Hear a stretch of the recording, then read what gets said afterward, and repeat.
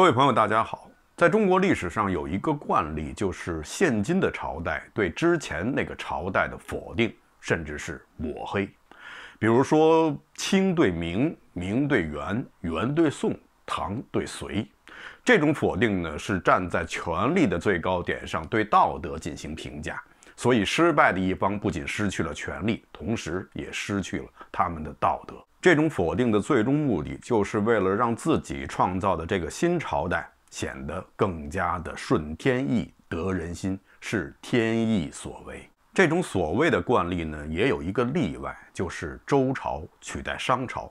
周代商以后，并没有对商朝的过往进行无尽的鞭挞，而只是将商纣王摁在地上，是玩命的摩擦。难道说600年商朝的罪全基于商纣王一人吗？商纣王之前的那些帝王，难道就没有什么污点能让周朝人去抹吗？其实我们都知道，商朝有一个最大的污点，就是他们实行高频率、大规模的人祭。这种残暴的行径，难道不正是文王、武王这些自我标榜为仁爱的人士所反对的吗？甚至包括后世的孔子、司马迁这些儒学大家，以他们所遵循的仁爱思想，岂不是更应该对商朝的这种杀人如麻的残暴行径加以大力的斥责、抨击，由此来标榜周朝取代商朝的合法性和合理性吗？他们为什么不善加利用呢？倒霉的商纣王就像是一个拖把，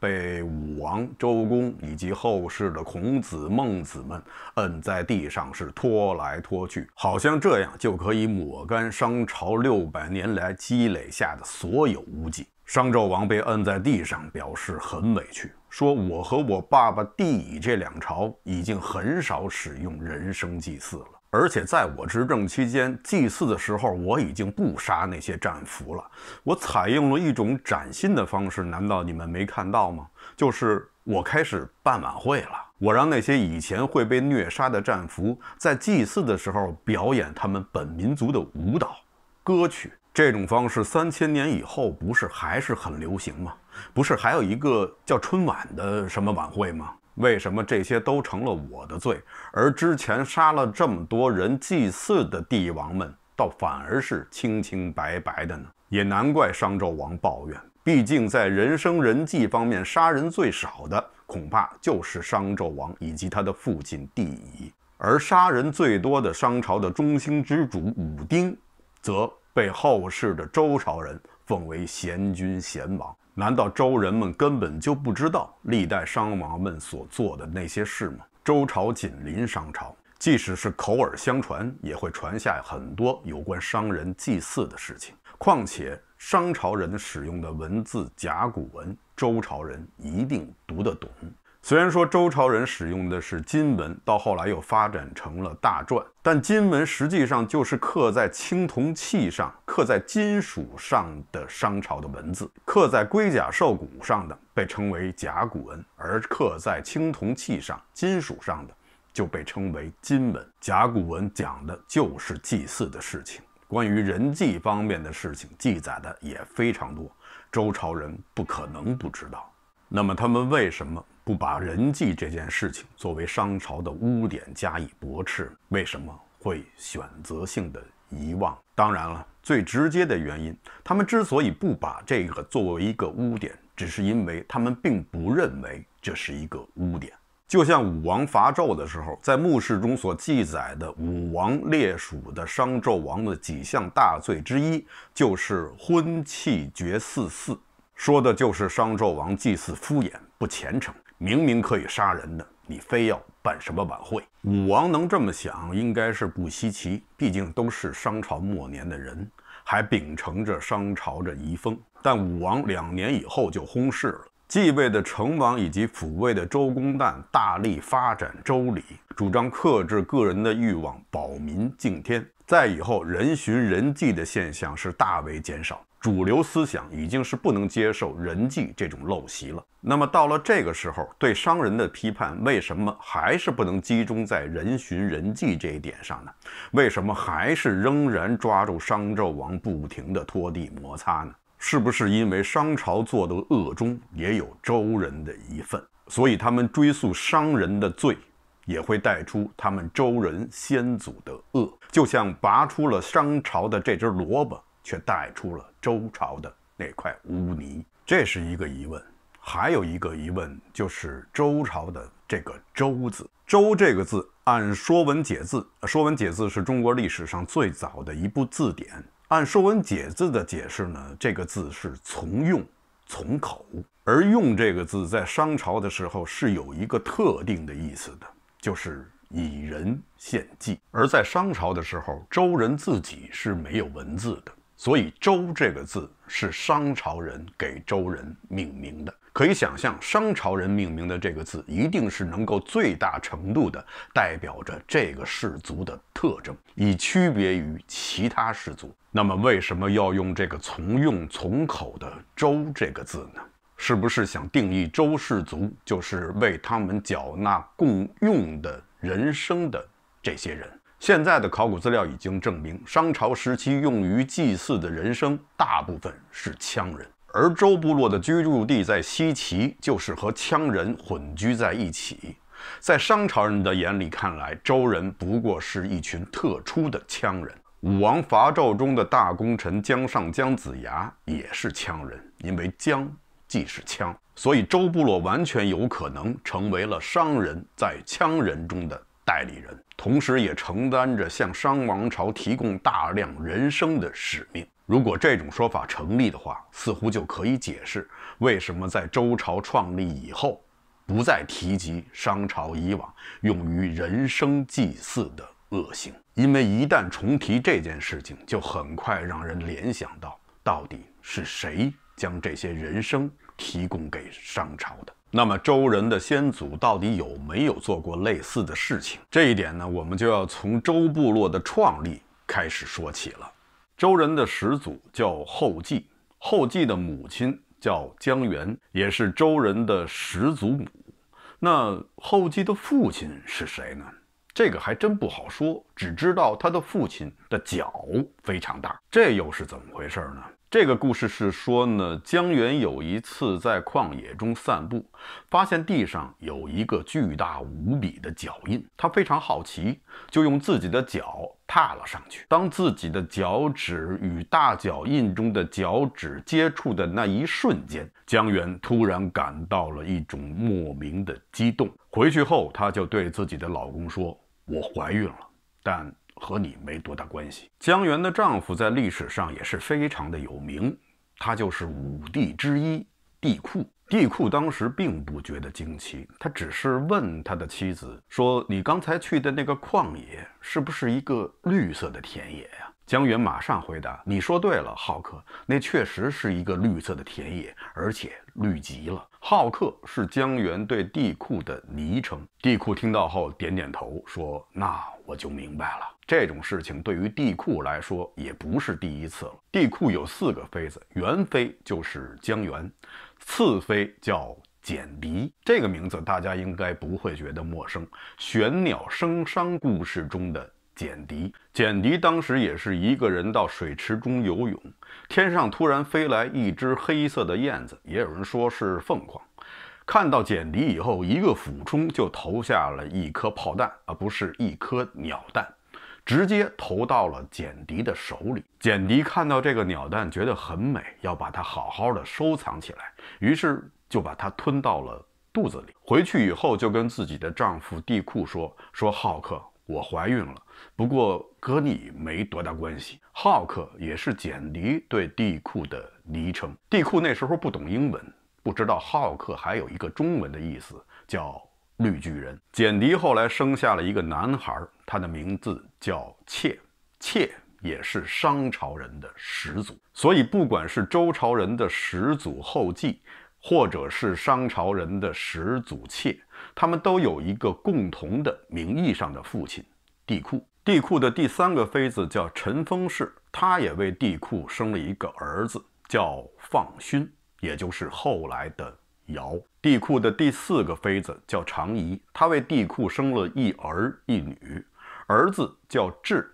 虽然说长仪的地位在4个妃子中是最低的，但智的年龄却是最大的，所以在帝喾去世以后，智继承了帝喾的王位。虽然智继承了王位，但他远远没有他的妹妹有名儿。他的妹妹叫嫦娥，嫦娥是帝喾与长仪的女儿，后来嫁给了猪八戒不是，后来嫁给了那个传说中就喜欢往天上射箭的后羿。后羿总是在白天工作，因为他要把天上的太阳给射下来，他就从来没有想过也加一个夜班，把天上的月亮也给射下来。这样以后，他的夫人嫦娥就不会抛下他跑到月亮那里去了。嫦娥以前叫恒娥，后来到了汉文帝的时候，为了避刘恒的这个恒字，才改名叫嫦娥。在姜元怀孕期间，帝喾就去世了，所以这时候失足女青年姜元的处境就变得有点尴尬。她失去了丈夫的依靠，又怀着这么一个不明不白的孩子，所以在孩子出生以后，姜元就决定要遗弃这个孩子。他曾经做过3次尝试，分别把这个婴儿放到了繁忙的街巷中，希望过往的牛马能把这个孩子踩死，还把这个孩子放在旷野之中喂狼，后来又将这孩子放在冰面之上。但他种种的尝试，这个孩子最终都是安然无恙。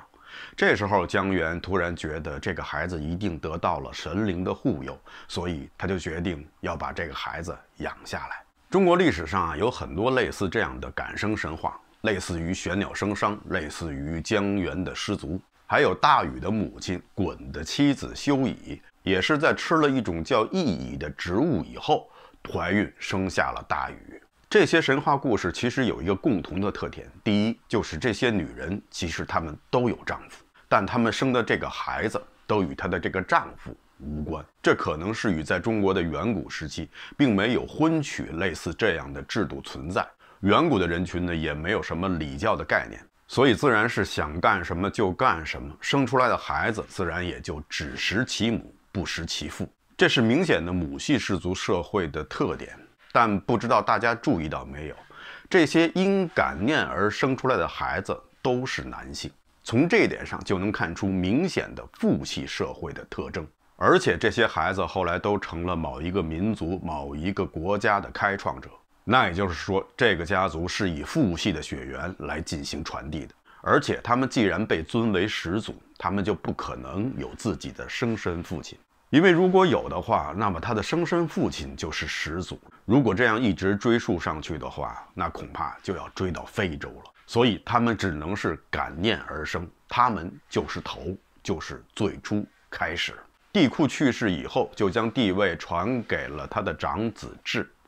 但据史书记载，因智不善，就是说他不善于管理国家，最后呢，帝位就传给了他的弟弟放勋，就是帝尧。尧继位以后是大力发展农桑，就重用了擅长种地的他的这个弟弟后继。后继实际上是后来他世袭的官名，他本人的名字叫契，是他的母亲姜元在遗弃他3次以后给他赐的这个名，似乎是想让他记住这3次被遗弃的经历。后来尧慢慢的岁数大了，他的双重女婿舜势力越来越大，开始威胁尧的地位。再后来，据《竹书纪年》记载，舜囚禁了尧，并将尧的儿子丹朱放逐。在这过程中，后继明显是站在了舜的这一边，他背叛了曾经重用过他的哥哥尧。几种纪年记载，后继放丹朱于丹川，也就是说，放逐丹朱的这件事情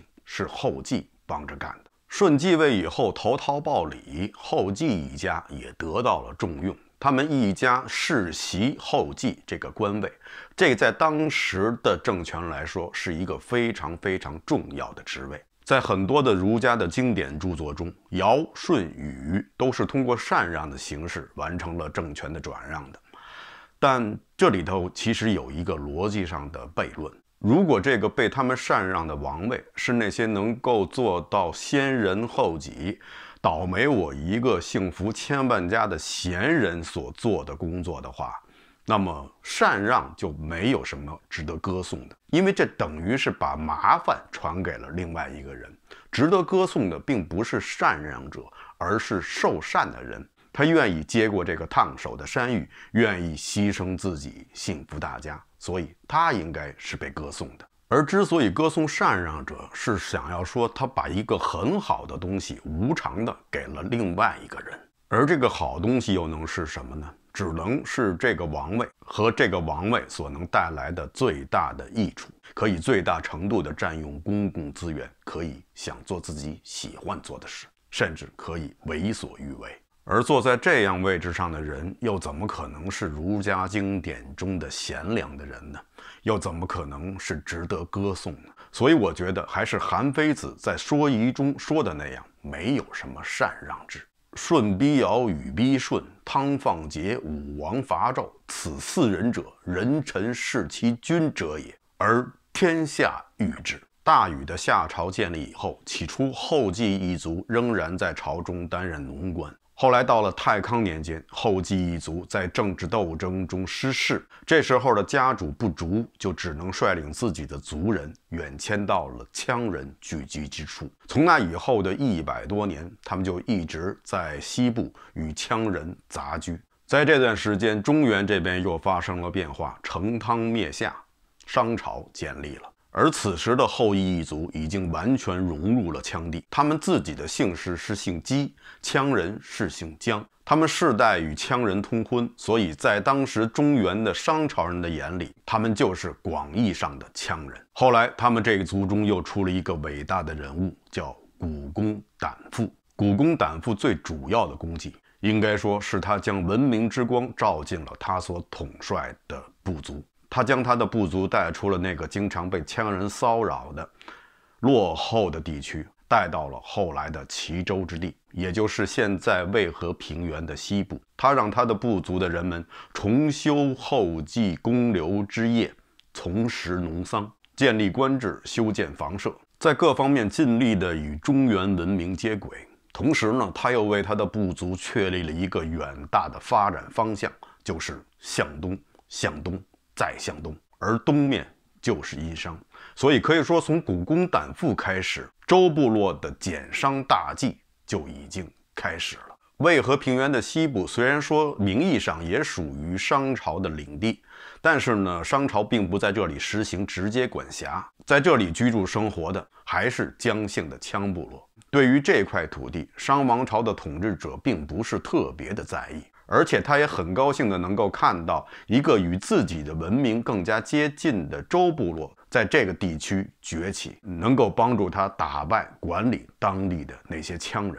那个时期的周部落是完全臣服于商朝的，他们从商朝那里拿到了他们所需要的青铜武器，甚至是马拉战车的这种技术，有可能也是在这个时候传入了周部落。有了这些当时最先进的武器，古公胆父和他的族人可以攻击任何一个给他们找麻烦的羌人，然后把这些战俘押往殷都，而这些人最终都走上了祭坛，被屠杀而死。某种程度上来说，古公胆父是西部联盟的背叛者，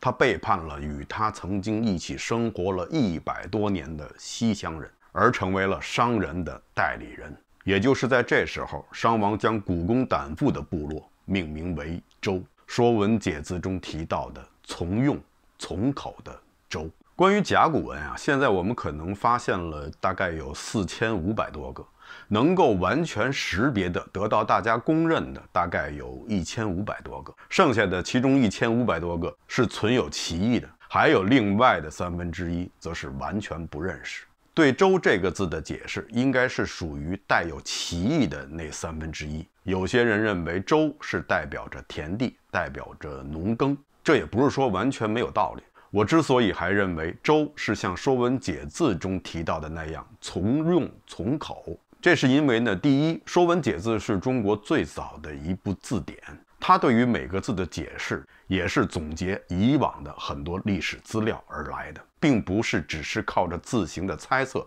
而没有实据，这是其一。第二呢，是因为商朝如果命名一个部落的名字的话，那么这个字一定是代表着这个部落的主要特征。如果说周只是代表农业农耕的话，那很明显，古公胆父时期的周部落并不是当时整个社会中农耕文化的代表。刚才我也提到了，古公胆父号召族人要从事后继公流之业，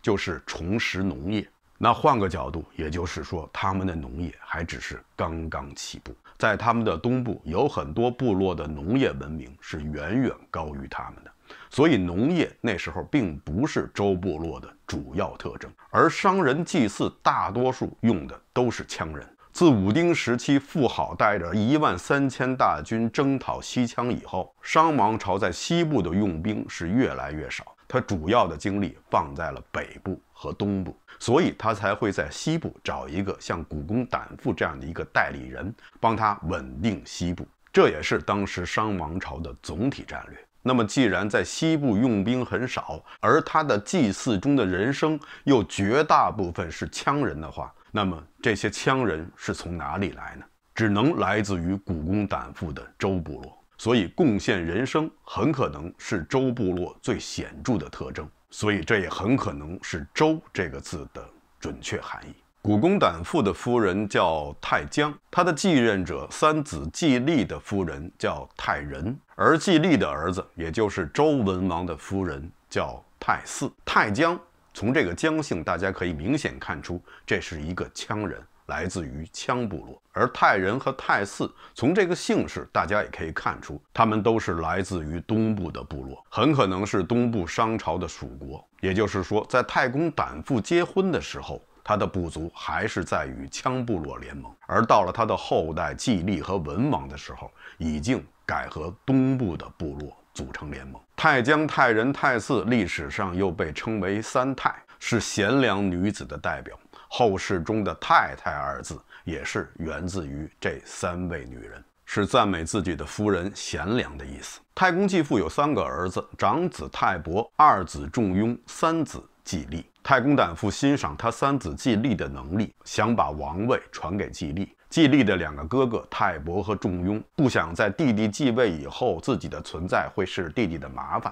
所以他们就远远地逃到了吴地，在那里和当地人一样精面纹身。后来他们带来的文化感召到了当地人，当地人就拥立他们2人为首领，这也就是后来吴国的起源。据说在吴国灭亡以后，中庸就带着自己的族人来到了日本列岛，在那里建立了一个叫耶马台的国家。后来到了中国的东汉末年三国时期，他们的女王卑弥呼还派遣使节来到中国朝拜。有人说耶马台国有可能就是日本大和民族的起源，因为耶马台这个音很近似于日语的大和的音。关于这一点呢，有很多不同的观点，在这里呢我也就不展开了。大家如果有兴趣的话，可以自己去查一查资料。古公胆父的眼光不错，他所看重的他的三子季历也没有辜负他的希望。季历是一个有大能力的人，非常的善战。在他的领导之下，商部落的地盘从渭河平原的西部一直扩张到了渭河平原的中部和南部。这时候商朝的国君就是吴乙，那位怼天怼地拿箭射天的吴乙。至少从表面上看，吴乙和季历是保持着一种良好的合作关系。吴乙封季历为牧师，让他出面管理西部地区。季历就为商王朝四处征讨不服的人，当然了，还有源源不断的人生送往了殷都。不过后世还是有些学者怀疑他们2人之间的关系并没有那么好，这很大程度上是因为吴乙的死。大家知道，一代行为艺术大师吴乙的死也同样是轰轰烈烈的，他是被雷劈死的，五雷轰顶。但是因为他死亡的地点正好是在渭水平原，而这也是季历的地盘，所以就有人怀疑吴乙的死与季历有关。不过如果查看一下《竹书纪年》，可以发现那时候的季历很忙，他正在征讨鬼荣，而且以他们二人之间的合作关系来说，季历确实是没有理由杀掉吴乙，因为季历宁愿面对吴乙，也不愿面对吴乙的儿子文丁。接连不断的胜利让季历也变得有点膨胀，在他征服了成国以后，竟然将成国纳为了自己的城邑。将一国纳为城邑，这只能是商王才能做的事情，季历走得太远了。当季历在成国接受众人的朝拜，兴高采烈的时候，他可能忽略到了来自于东方的文丁的那双冰冷的眼睛。再后来，文丁就把季历招到了殷都来谈谈。再后来，季历就再也没有回到他的周原，文丁将他囚禁了起来。季历的脾气也很大，1年以后就去世了。这就是历史上所说的文丁杀季历。从那以后，商周之间的仇就算是结下了。文丁并不想杀季历，他将季历关起来，可能只是想给季历一个教训，让他不要变得那么嚣张。不过季历的脾气也确实太大了。文丁还问过关押季历的那些狱卒，问你们有没有打他，有没有骂他。那些狱卒们很委屈，说我们从来没敢打他，也没敢骂他，倒是他经常打我们，骂我们。季历死了以后，文丁还是想尽量的恢复两国之间的关系，所以他封季历的长子姬发为九命伯，让他承继季历的位置。文丁对姬发这位后来的文王还是有一点顾忌的，因为他听说这个文王居然有4乳。文丁的先祖成汤是有4肘，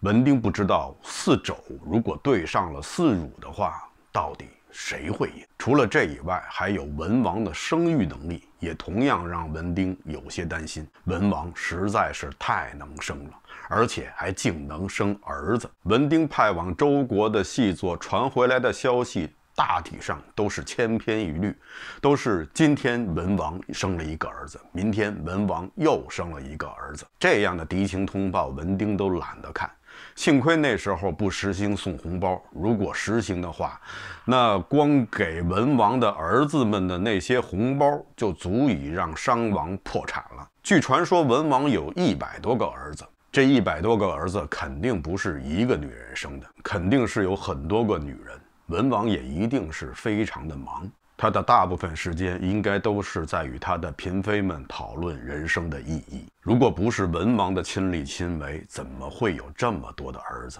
总不能让那些妃嫔们满世界找脚印去踩吧。文王继位的第2年，文丁就去世了，继位的是帝乙，也就是帝辛的父亲。没过多久，文王就送来了他的见面礼，他带着军队进攻商朝。不过文王还是太年轻了，也太高估了自己的实力。此时的他还远远不足以与商朝对抗，所以他被打败了。虽然帝乙取得了胜利，但是他并不希望与周国的关系彻底破裂，因为他此时还有另外一个战略目标，就是金道西行，他要打通青铜器的原料产地。所以帝乙主动修复与周国的关系，他将自己的妹妹嫁给了周文王。这就是《诗经》上所载的周王出宰，天作之合，历史上被称为帝乙归妹。文王姬昌也意识到了自己的力量还不足以撼动商朝，所以他也同意了这场政治联姻，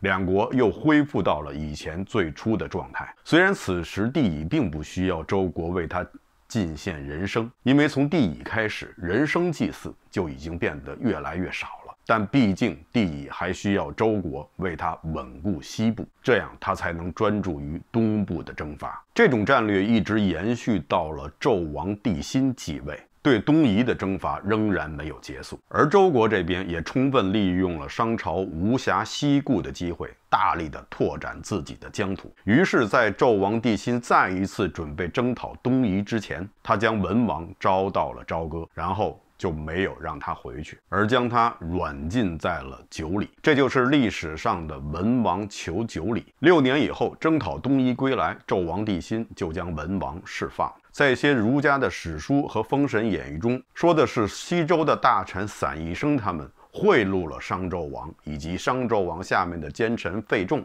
才使得文王得以回到西岐。这种说法显然是低估了商纣王的智商。其实释放文王不过是纣王早就计划好的。文王在九里的时候也并不是被囚禁，只能说是被软禁。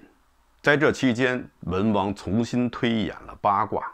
而推演八卦这件事情绝对不是文王一个人可以做到的，他肯定需要很多的帮手。所以从这个角度来说，文王并不是个囚徒。关于文王是怎么死的，一直也没有定论。有人说文王是在被释放以后得病善终而死，也有人说是被商纣王所杀。不过在武王伐纣时列属商纣王的诸多罪行中，却没有杀死文王这一项。